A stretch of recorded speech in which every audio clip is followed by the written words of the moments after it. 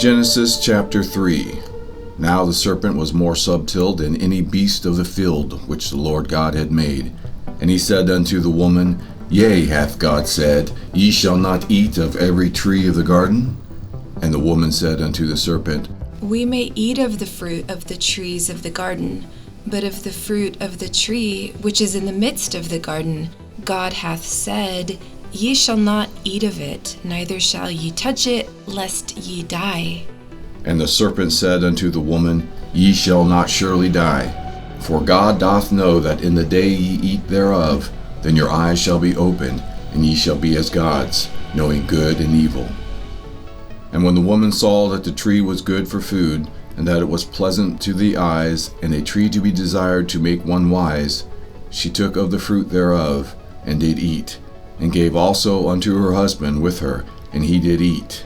And the eyes of them both were opened, and they knew that they were naked. And they sewed fig leaves together, and made themselves aprons. And they heard the voice of the Lord God walking in the garden in the cool of the day.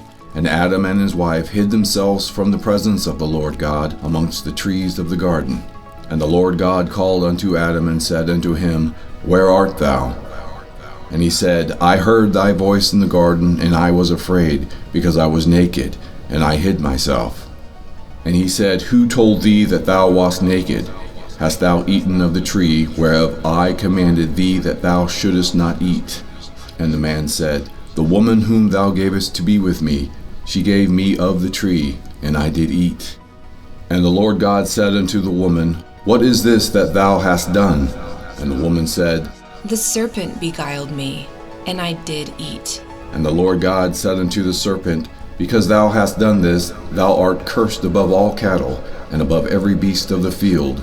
Upon thy belly shalt thou go, and the dust shalt eat all the days of thy life.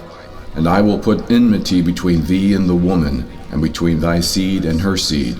It shall bruise thy head, and thou shalt bruise his heel. Unto the woman he said, I will greatly multiply thy sorrow and thy conception.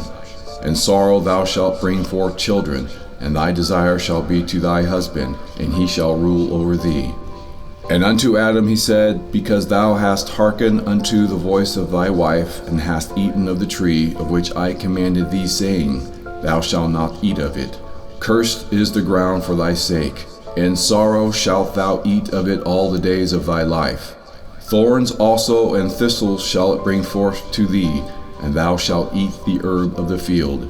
In the sweat of thy face shalt thou eat bread, till thou return unto the ground, for out of it wast thou taken, for dust thou art, and unto dust shalt thou return. And Adam called his wife's name Eve, because she was the mother of all living.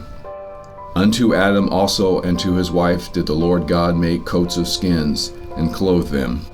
And the Lord God said, Behold, the man is become as one of us, to know good and evil. And now lest he put forth his hand, and take also of the tree of life, and eat, and live forever.